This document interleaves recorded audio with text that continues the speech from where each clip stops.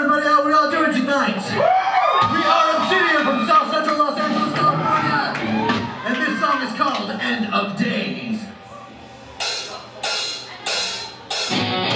One word to describe Obsidian. Spastic. Awesome. In every way. Fucking metal. Greatness. They're so energetic, so hyper. It's raw, it's rude, it's crunchy, it's fast. You are in for a show. Do not go anywhere.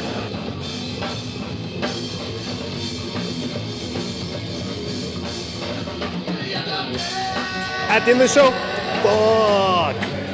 So it's not fuck, it's fuck.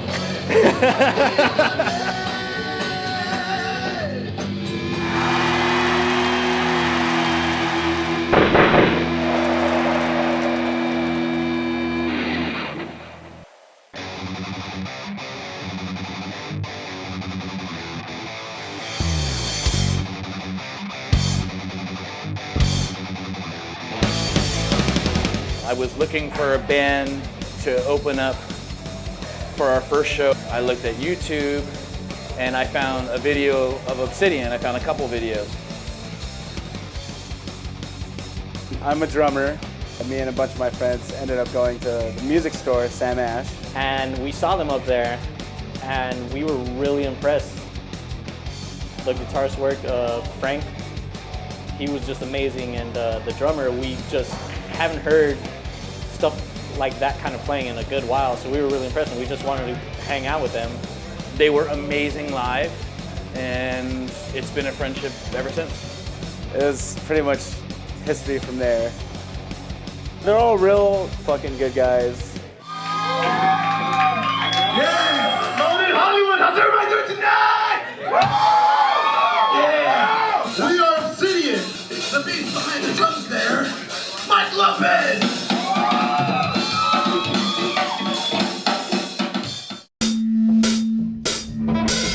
I'm Mike Lopez. I'm the drummer for Obsidian. Great drummer, great guy, plays the drums awesome, a lot of rolls, a lot of fills. He is a guy that just stays with the beat. He doesn't play for himself. He doesn't play, you know, to like show people like, oh, look at me, you know, I'm a fucking animal, you know. He can keep the beat. He plays for the song. Mike's drumming, it's very professional-like. He had schooling at Cal State Dominguez Hills. He graduated as a music major. It's jazz-inspired, plays in a very offbeat way, and it just works with the band. He's got, you know, all these different styles that you could just put in. He could play jazz, he could play cumbia, he could play heavy metal, he could play classic rock. He's a very simple drummer, but I mean that as a compliment. It's very hard to find drummers that play for the song. It's very hard to find a drummer like that, really. And Mike's just an awesome drummer. A lot of heart, and again, he's fun. They're all fun on stage. He's always smiling. A lot of times you don't see that. You know, metal, you gotta be fuck you kind of shit. I think he's the best drummer, like, ever. Lead guitar, Frank Barra!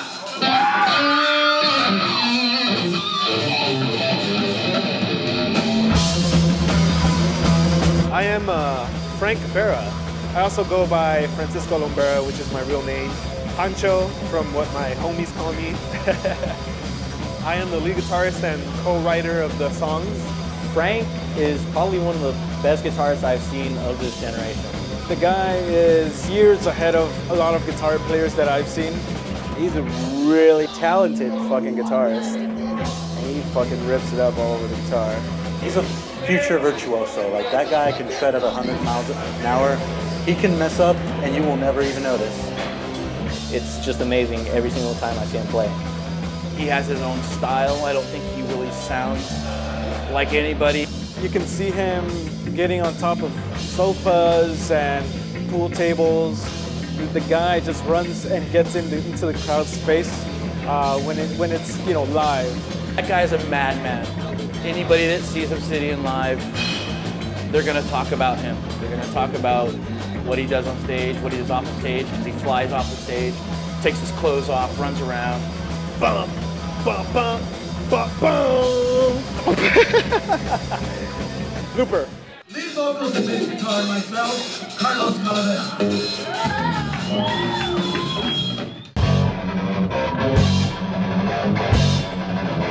My name is Carlos Calavera, and I'm lead vocals and bass guitar of Obsidian. Carlos is the definition of a metalhead. You see him walking down the street and you're like, fuck. So he is the face of the band. He makes me think of Gene Simmons. Gene Simmons' stage presence. He commands the stage. I want to say he's like big on stage. You know, it's like authoritative. He sounds a little bit like King Diamond, high falsetto vocals. We were hanging out in my friend's garage once, and he just started singing Ave Maria, and like with a really high-pitched voice, and we were just dumbfounded at what he could do as a singer. I love his voice. He has a voice like nobody else that I've heard. I love old school metal, speed metal, thrash metal, and that's kind of what they're doing. And he's almost a combination of all those singers from the 80s. He doesn't sound like one of them. He sounds kind of like all of them, and he's got a punk scratch to him. And they're really good. They really fit all together rather than just aggressive metal vocals. So that makes Obsidian sound even more unique. He's the glue that holds, the band together. Yeah. The three of them together, so energetic, so happy, so much fun. All together, they are the ultimate trifecta, which is Obsidian. Obsidian started a couple weeks before I joined the band. We were just stuck like every day at my best friend's garage, We would sleep there, we would wake up, get better, I guess. A mutual friend of me and Francisco wanted me to join the band, but I really didn't want to join the band because I was focused on my jazz guitar studies at my university. He finally convinced them, just one show, let's cover a song, And finally he agreed to it. We played the show. I was like, wow, this is a really fucking great drummer. I saw Francisco play, and I was so impressed that it really motivated me to join the band. I was thinking, oh, okay, I guess we bothered him enough. Time to find a new drummer. Sure enough, like next morning or next day, he was just like, hey, he's down to join the band. When our mutual friend left the band, it was just me and Francisco going around to bars. We started playing shows, just the two of us, and we received a lot of compliments. All right, come on down. Hi, I'm Mike Lopez. You might remember me from, well, you probably don't know me anyway, but okay. So I'm here with my good friend here, Francisco, yeah. So we're here as Obsidian Symphony with our little practice session right here, and Mike decided to document this shit. Yeah. And come on down. Well, I'll show you some of the gear. And we thought it would be a lot better if we had at least someone else in the band.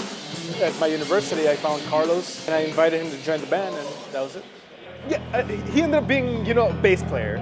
It wasn't at the time that he was vocals. It was one day at practice, and I remember Frank telling me that he didn't want to do the vocals anymore. Because when we started off, it was Frank that was doing the vocals, but I saw that he kind of had a hard time doing it. Are you going to sing? Should I? Well, no. We're still looking for that singer. Okay. Yeah, so if you know how to sing, just, message, comment. And I thought, you know what? I like it to be just the three of us. I've had, experience singing, so I figured, hey, just give it a shot. We played at a battle of the bands, and Carlos basically volunteered to do vocals for the show. We didn't really have lyrics to the songs, and he just improvised at the show live in front of the audience. We really liked what he did, so we invited him to be the vocalist full time. We decided one Saturday, okay, what's gonna be our band name? What's gonna be our name? So the name Obsidian came from a show called Parks and Recreation. One of the characters, Tom, he has ribbons, black ribbons, and they're different shades of black. This is like, oh, they all look black. No, they're all different color black. This one's blah, blah, blah. This one's black. This one's black sheep, and this one's obsidian. And according to Mike, that's how Obsidian the name was discovered. Hey Jerry, does this look black to you too? So at first we were just like Obsidian. Okay, it's gonna be Obsidian, but I still wanted to be edgy, you know? I was like, put Symphony at the end of it. When I joined the band was called Obsidian Symphony. I brought it up to the guys, it's like, that name's kind of like, meh. And we came up with all these different names and they didn't fit. Why don't we just call it Obsidian? And then it was yeah, it sounds pretty good. Obsidian, as I later found out, that it's a rock, and it's people used to shape it as an arrow, and basically they shaped the arrow and they used it for hunting. This is actually an obsidian necklace, and it was given to me by my grandma. It has a lot of, sentimental value to me. Somebody said at a show, I don't remember much from school, but I remember that Obsidian is a rock, and these guys rock. That's when I knew that Obsidian, it would work out. Thank you. This song is called Repeat After Me, I Am Free. When I say repeat after me, you guys repeat, I am free! So let's practice out for 1 minute. Repeat after me, I am free! I want to hear it a little louder. Repeat after me, I am free! As the writing process, most of the writing, was done by Frank. But when I got into the band and we started writing songs, I helped with most of it, by putting my ideas into it. We kind of just collaborate on it and it all just works out pretty good. The songwriting process is very easy. We all bring our own instrument parts to the songs. Francisco usually comes up with the riffs, the meat of the song, and we all just add on to that. We build it like Legos. We've been a band for about 4 years. It wasn't until 2 years ago we started getting the ball rolling. Our first song was either Bite the Bullet or Get in the Pit.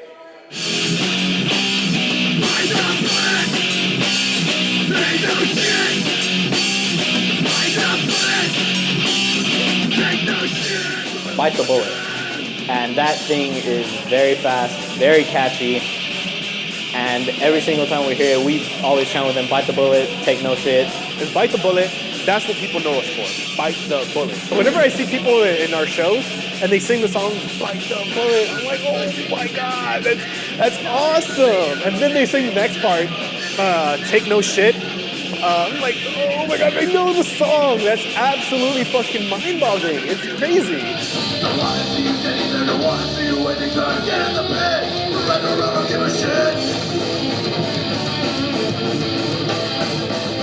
One of my favorite songs is Get in the Pit. Oh, that song is just really fucking metal. Like, the riffs are good. That's when I get to, tell the crowd, that's when you guys need to start getting in a circle and beating the crap out of each other.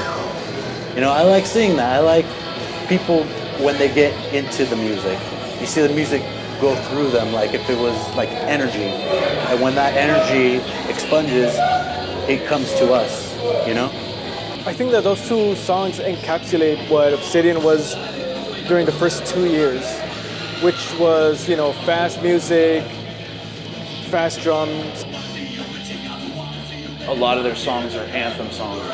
Anthem songs are the songs that at the end of the night, people are going to remember. It's the songs that stick in your head. All right. You like that? Well, guess what? We're actually coming out with our new album later on this year called Army of Darkness. It will be available when it's done. When it's done. Exactly. The Army of Darkness is our fans. We're the head generals and the fans are the army. One thing I always try to do, at shows is I never try to make a fan, I'm never like, oh, we're having a show next weekend, let's go. Never like that. I'm always, like, what's your name? Pleasure to meet you. And then I get their input on us, like, what do you think of the band? I never try to make fans. I always try to make friends. If you say have a beer with me and they're really tired, they're like, I have to work in the morning, they'll be like, okay, I'll go have a beer with you, dude. Let's go drink. I wish I could do a shout out right now of all the people that have supported us, been to our shows, worked the next day at 3 in the morning and they left at 1 a.m. I could name people. I wish I could say the entire list. Thank you all. I just want to say that. Thank you all for fucking being part of it. And that is why we named the album Army of Darkness. guys are way too awesome. I mean, I'm pretty sure I'm gonna be friends with them for like maybe the rest of my life.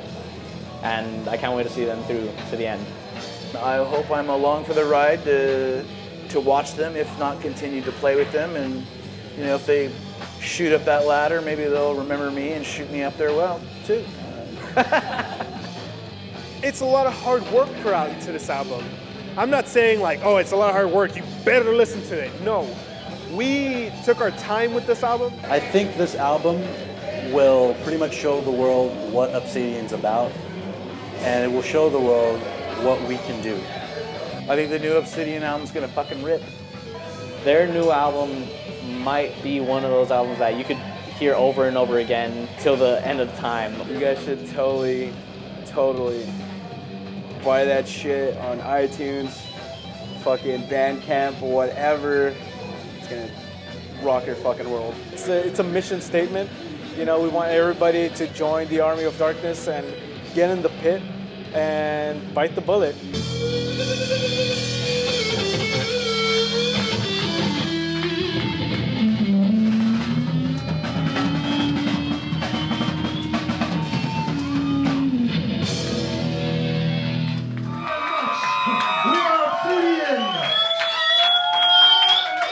Thank you very much, Nelson Man. Thank you very much, Steve. Where's Miles at? Where's Miles? Thank you very much, Miles. Thank you very much for all the bands coming out tonight. Thank you very much, friends. We are Obsidian.